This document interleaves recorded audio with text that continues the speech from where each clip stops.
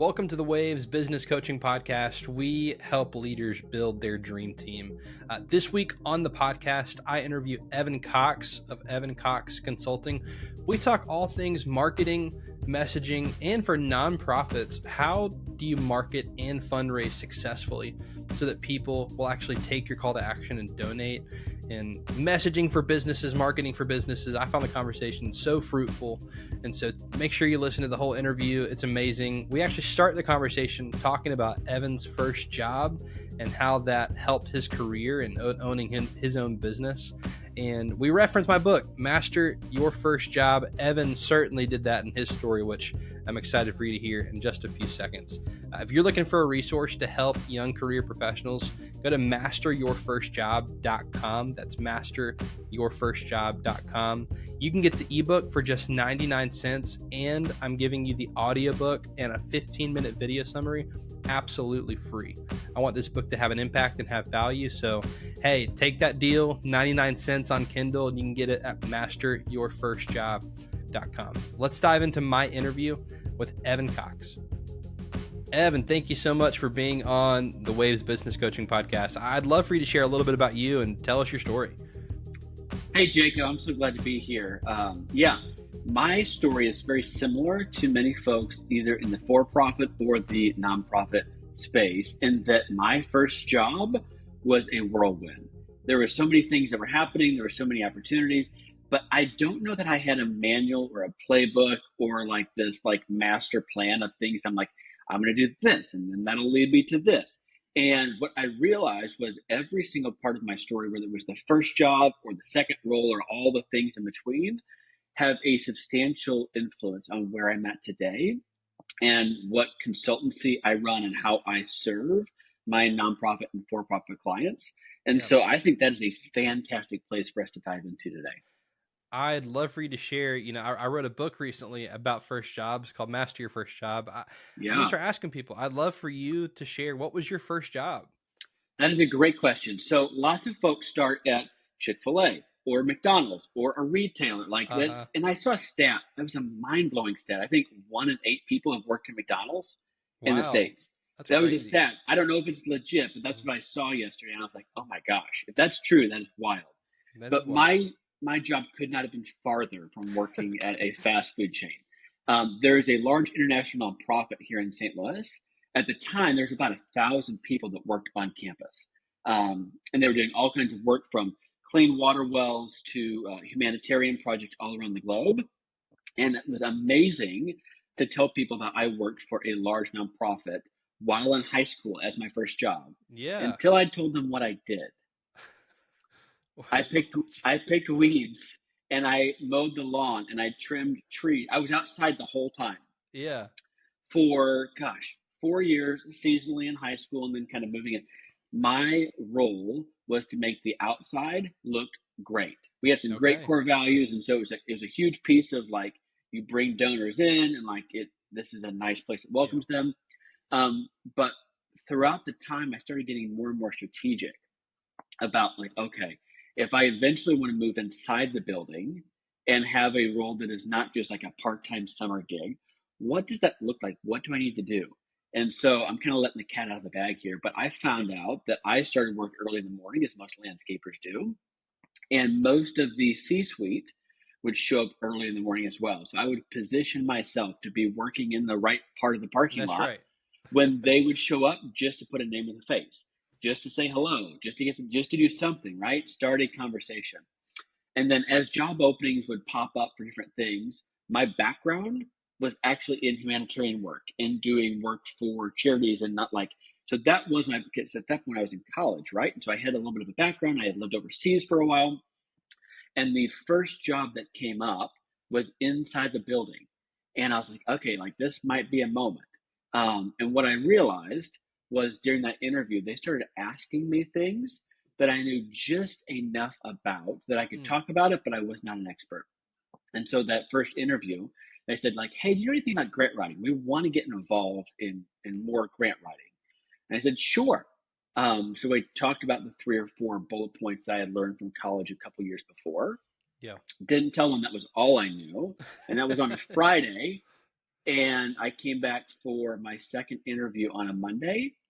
And over the weekend, I read Grant Writing for Dummies, or it was Grant Writing Demystified.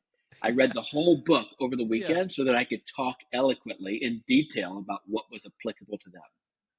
I Yep. didn't tell them that, but I got the job. And then I hid that book under my desk for the first 6 months as my first project was getting his grant ready, right? And I just Right. would go from chapter to chapter and read the chapter and then implement that. Like that was what I did for my first job. And it was every single piece of that role ended up pulling me into a next, like I got my job because I read a book over the weekend before my second interview, right? In addition to a few other things. And then I realized I was super low on the totem pole. And at that time, my role was assistant. Like it was assistant to like outreach director or like, but I Yeah. was so low in the org chart when you expanded and collapsed the PDF. The only thing that you saw was my title, which was the first three letters of my role, assistant. Right? I won't spell it out, so we don't. But like when you collapse the PDF work, like that's all that you saw. I was at the very bottom, and I Yeah. just kept taking on things little bit by little bit. We were a media driven organization and nobody was doing marketing in my area. So I kind of started to own, like, I'm a project manager. Like, I'll figure out what Yeah. it means to do marketing, I'll figure out Right. what it means to do fundraising. At the end of my tenure there, about 15 years, I sat in every single seat in that organization outside of HR and finance. And when you think about what it takes to run a business or a nonprofit or a ministry, having that perspective, even though I didn't understand it at the time, was this holistic approach that now helps me in my consultancy say, oh, I know exactly what that's like. Your Right. marketing and fundraising needs to align this way. Or I walked through this experience, I was low on the totem pole, and then I became like all of those pieces came out of my first job and set me up and put me on a course for where I am today. It sounds like you need to co-author Master Your First Job too. Volume two. That's right.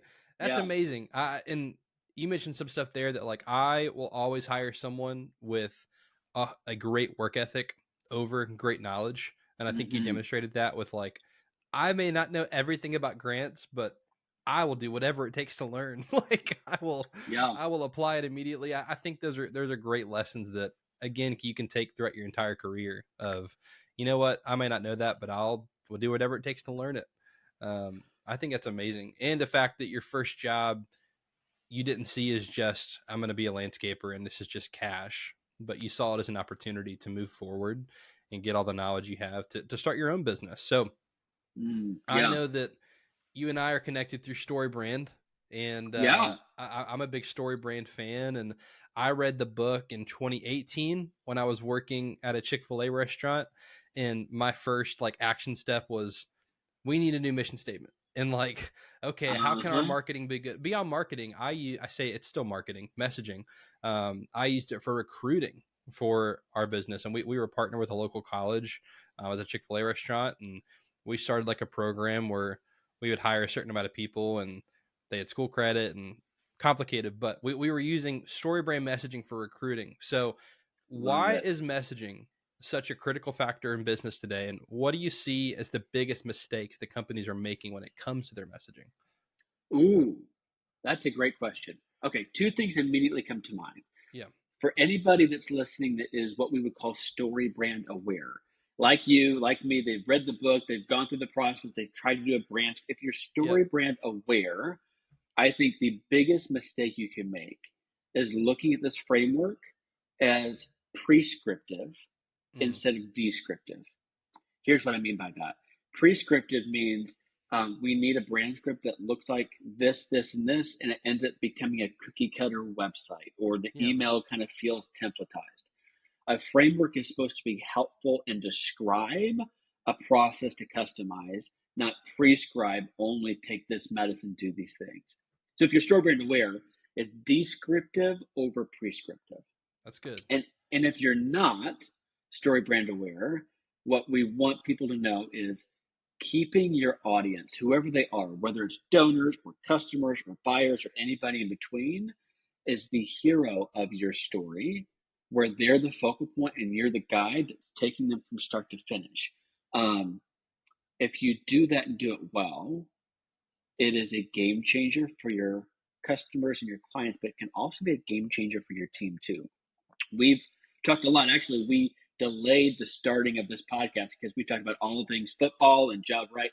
And so when we talk about Right. those things, I think if you can also shift messaging to be focused internally, oh my gosh, that's the second biggest game changer. One of my favorite clients over the past 7 years started with how can we take our messaging and focus it internally on our team, build an internal sales funnel for hiring and recruiting and all those different pieces Yeah. before even going externally. If you can master a message that's internal and external, that's a winning recipe. So you mentioned this idea of guide and hero, and I know that StoryBrand is built on storytelling principles. I'm a huge movie fan, and Yeah. I've read through the brand scripts of the author of the book, Donald Miller, like walking through movies and how it applies. Mm-hmm. So I encounter a lot of businesses who say, "But we are the hero. Like we're able to do A, B, and C for people, and we want to share that on our website, or we want to tell that." Story to their customers. So why should businesses position themselves as the guide and not the hero? Because it seems like if I'm a business, that a hero would be where I want to be, right? I want to be the hero of the story. Yeah, that's another great question. Um, Number one, I think you can still talk about yourself as long as you eventually make the pivot to make it be about someone else. So if you've got a business that has X number of years of experience or number of clients you've served or X number of happy customers, you want to be able to share that, but you only want to share it with a because or a so that, a connecting statement so that people know it's not just about celebrating our accolades. Right. It's about pivoting to say, this matters because it means we can serve you well too. Right. If there's some so that connection, then you're on the right track because you're using your backstory, which matters, to make sure that it's relevant for who you're talking to. I think that's strong. Because I think I read the book and I was like, okay, I don't need to share about myself if I'm the guide. But I think the important piece of empathy and authority that the story brand talks about, of as long as I'm empathizing with my customer and showing them that I have authority to help them, that's the biggest thing. Is like, That's right. and that's where you're saying that the so that is I have done this, which means I can help you too. And like again, making them the center point and not you, I think is the big thing there from from what I've learned from it. Yeah. Um, And you only get better with reps and with time. My first brand script, I got certified as a story brand guide in 2019. I was using the okay. framework for 2 or 3 years before Yeah. that. Right. Um, and was just trying to like informally cobble it together internally for like client work. And okay, this makes sense. My first brand script probably took me the better part of 6 hours because I was wrestling with it and like just trying to make it work. But after doing this 230 plus times for different clients over the past 7 years, it runs like clockwork now, but that's Yep. only because I practiced it. It's the Right. same for any other business with Right. messaging or like any of those pieces. It only gets better when you practice and put those skills into work. Yeah. So you do a lot more than just filling out a brand script for people. You have a consulting agency, and you help a lot of business with a lot of things. I've skimmed through your website, and something I Mm-hmm. noticed on there was I read a term and I was like, "Oh, I want to unpack that." It's random acts of marketing, and you talk about in your Ooh, website avoiding random acts of marketing and focusing on a cohesive strategy. So, how do you help businesses develop a coherent marketing plan that drives results? ooh. Um, the first thing that comes to mind is actually a movie. Since we're movie buffs and talking about plot There you lines in go. Hollywood, what's one of the best movies of all time, right? Field of Dreams, build it and they will come. Think about that idea, right? Yeah. Everybody talks about that as being like a great idea. Oh my gosh, it's sensational Hollywood, but it's a terrible business and marketing strategy. That's right. Build it and they will come as a website plan or as a lead generator, like pull to piece any part of your marketing or fundraising efforts. Build it and they will come usually is not a recipe for success. Yeah. It's built on hope and not strategy. And so random acts of marketing are we need a website. let's build something and then let's stuff some words in there because we can't leave the Latin lorem ipsum in there before it goes live, right? Right. Random acts of marketing, as I heard Don or somebody talk about a sales funnel, a marketing funnel, lead generator, and do what I did, which followed his guidance and created a lead generator and realized I created the wrong one. And it was beautifully designed and it had good tips in it. I was super proud of it. And I realized what? It was a great piece of information that didn't fully connect to my offer. And so people signed up in droves would be maybe a little bit too strong of a word, but I had quite a few signups. Yeah. Yeah. And nobody was converting to client. Why? Because it was a great resource targeted towards DIYers who didn't want to pay me what my rates were to build the thing. And I was like, oh. So I continued to refine and hone, and that is random acts of marketing. A cohesive plan is where you can say, oh my gosh, our strategy from top to bottom is aligned with what they want, what their problems are, what resources we give them to the services we offer and beyond. So how do you do that with clients then? Is it starting with focusing on their audience and really honing in on who their target audience is? Yeah, so usually every engagement that I do has some component of the right message and the right audience, whether it's a website or it's an email campaign or it's a fundraising strategy or anything in between. We need to know who the audience is, and we need to go through that messaging exercise. Yeah. And that's what expands into actually creating the website or the copy or the piece or the deliverable, the annual report, whatever that thing may be.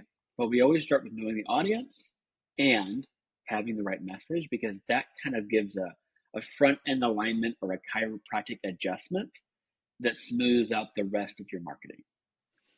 Well, almost using a chiropractic example, it's like you don't go thinking you need a full adjustment. You go because my shoulder hurts. And I think a lot of people That's right. go to people like you and with help with marketing of like, well, we need a lead generating PDF. It's almost on you to be like, you need a lot more than that. Like in Yeah. order to get that end result, you really got to focus more core on the messaging and are you solving the right problem to the right people and not just I need this PDF. Yeah, it's a little short-sighted. In that case, it's more of a transactional Right. offer than a transitional offer. Or our mutual friend Erica Bryant, who's in our shared community, says something that really resonated with me, which is give them what they want, but then give them what they need. Yeah. Give them what they want Right. is probably like, oh my gosh, your customer wants blank. Okay, that's a little short-sighted. We'll make sure that's included, but what they Yep. really need is a cohesive plan. So we'll Right. give them that included with what they want. So you mentioned your first job was with a nonprofit. You work with nonprofits now as well. Mm-hmm. My wife worked for a church, and so did my dad, and so I'm familiar with the nonprofit space. Yeah. And I know that your practice covers both marketing and fundraising. And I've had people push back on me from that world and say, "Yeah, that works for marketing, but really, we're asking for donations. It's very different." So, how do you Mm. see messaging and marketing and fundraising differ, and how are they honestly the same and kind of overlap a little bit? Ooh, I love to use a helpful comparison. In the corporate space, like in Chick-fil-A, for example, marketing and sales need to go hand in hand, right? Right. It's a combination of both. In That's the right. nonprofit space, it is the exact same approach with some nuances, but it's marketing and fundraising. Exactly. It's those two things that need to go hand in hand. Most times, nonprofit executive directors or leaders that we're working with have an aversion to fundraising because it feels icky. It feels overly salesy. It feels like, oh, I'm just asking for money. And so part of it Right. is like debunking and breaking down this idea that fundraising is actually more than the art of asking for money. Fundraising is not at the core about the money because that's a byproduct of the relationship. Hmm. The relationship that you establish with donors need to extend far beyond thank you for this gift of $30 or can you give another gift of $50. That is a component, but most of my work in the fundraising space over the past 15 plus years has been developing authentic relationship that when somebody, and we were a faith-based nonprofit, right? When somebody ran into hard times, we were one of the first people that they called for prayer or for support. Or when they went through hard times, we were the ones to hop on a line and give them an email or a handwritten note and send that out. And like it's extending beyond the transaction to a Yeah. relationship. That's huge, especially because again, like with fundraising, typically in nonprofit space, it's you are giving for nothing in return versus the business space of, Chick-fil-A, I'm giving you money and I'm getting a chicken sandwich in return. Yeah. And again, the fundraising space, and I even think with nonprofits, even volunteer space, I think it's very similar where someone is giving you not money, but their time. And so how do you recruit volunteers? Do you think there's overlap there of messaging and marketing and even recruiting and not just fundraising? Oh, absolutely. We had referenced that client I worked with, and the reality was they were in the trade space where at that point in time, there was more interest and demand than there was material and supply. And so they didn't have a job that was hard in terms of getting the next person to want their work in the community or at their home. The hardest part they had was securing crews to be able to consistently stay with them for more than a short time Oh, yeah. so that they could actually ramp up and fulfill on that demand. And so, yeah, it does have applications for fundraising and marketing, but also for recruiting. You can retain and attract better talent when you're communicating. I know you want this, you want the benefits, you want the this, you want whatever that thing is, Right. highlight your unique value to those prospective or current employees. And that is a great recipe for longevity and making that almost like your competitive edge in the marketplace. Right. I think that's huge. So, something your business does as a result of getting messaging right and creating a cohesive marketing strategy is you build websites designed to convert browsers into buyers. How do you Mm, balance this design element, which I'm a huge fan of, like copywriting and strategy to create a website that doesn't just look pretty, which is important and I appreciate, but it is, yeah. actually drives sales and conversions or donations, fundraising, calls to action? How do you actually convert? That's a that's a good question too. Most websites are accidentally built backwards and business owners don't even know it. Okay. Fundraisers and nonprofit direct they don't even know it. They start with a template or a beautiful design, or I like this element, this is catchy, this is Yep. appealing. And then somewhere along the way, they're either DIYing it or hiring their cousin or and contracting an agency. They're doing something to get that design live. And then somebody has that fateful pause to say, oh, we forgot about the word. What do you want to say here? Oh, we need a headline here. And so what I actually do is take the opposite approach and start with strategy and messaging first. What we talked about early on. Know who our audience is, know their pain points, create some messaging that resonates. Then write copy, custom copy. Most of the time it's me and my team, but sometimes it Yeah. is actually the client that's doing that. We'll coach them through that. Write custom copy using the messaging to say, here's what it means to you, here's why this matters. And then the design is thoughtfully encapsulated around the words.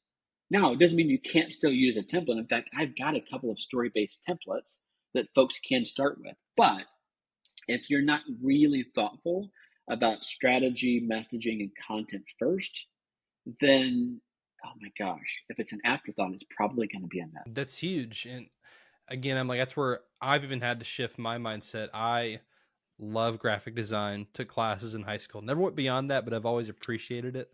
And when I Yeah, started my business, I was all concerned about let's make sure that the branding is good and the logo looks good and the colors pop and what fonts do I want to use. And I very quickly was like, this is nice, but goodness, it doesn't matter how pretty it is if this isn't converting and helping people get to know my business and seeing if I can solve a problem they have very quickly on my website. So I agree with you in that it's backwards, but you have to shift that way if your goal is to get people to do something and not just come and say, this looks really nice. uh, yeah. And the reality is, your brand, anyone's brand, is a culmination of their experience. yeah, And that includes the words, that includes the design and the fonts and the color. Like it's all of those right. things. But you're right.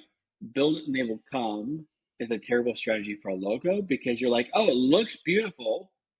but there's nobody to look at it, or That's it right. doesn't actually communicate the right thing. Same with the website or any piece of marketing or fundraising collateral. It's a whole holistic experience. That's huge. So marketing is something that I feel like is ever evolving. And I Mm, mean, yes, recording on September 10th, yesterday, Apple had an event where they have the first iPhone built from the inside out with Apple Intelligence, and AI yeah. has been a big, buzzword and trend, obviously. But what trends or changes do you see the rest of this year and next year that within marketing that business owners and leaders need to pay attention to? Well, first of all, I don't know whether it was strategic or they just fell into this, but Apple being able to say AI and Apple Intelligence, like that was just like a softball for them. I was like, Easy. this is like I'm sure it's not a softball to actually implement it all, but I'm like, the naming of it, like it wrote itself. Um, AI is definitely one of those hot topics. Yeah. And I feel like a lot of our colleagues in the marketing and the coaching space are talking about this. And so I probably hear more about it than the average consumer Yeah. does.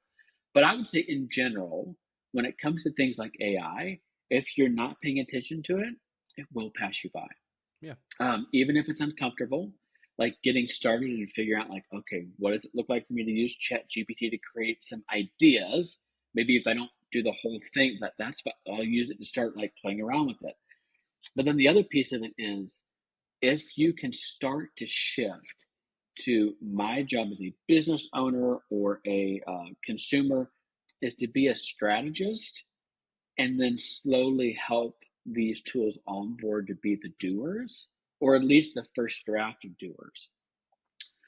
That's a helpful place to be. I still write a ton of custom copy Yeah. from start to finish for clients, but I recognize that copywriting is one of those things that has been hit most by AI. 100%.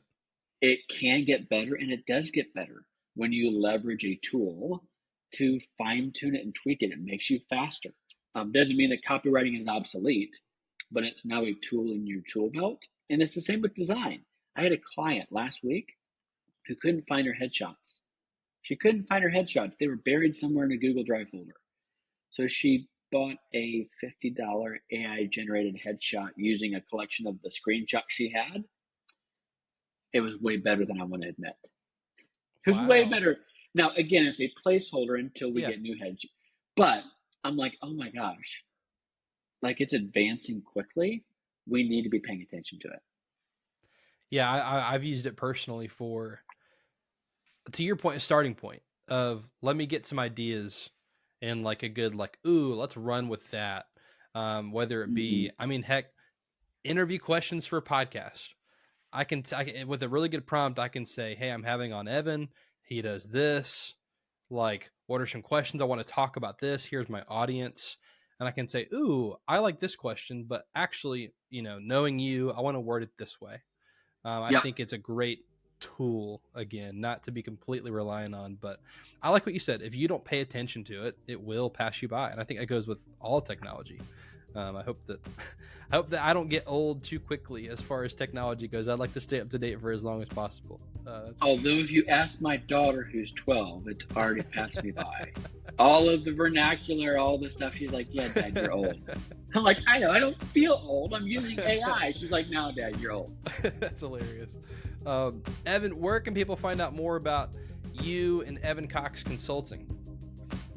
I appreciate you asking. So if you go to evancoxconsulting.com/resources, I've got a couple of different free value adds. You can actually see all those different lead generators and the approach that I took if you want to test it out before doing it yourself. That's a great place to start. I've got a homepage template. I've got a sales checklist that you can use for sales and marketing.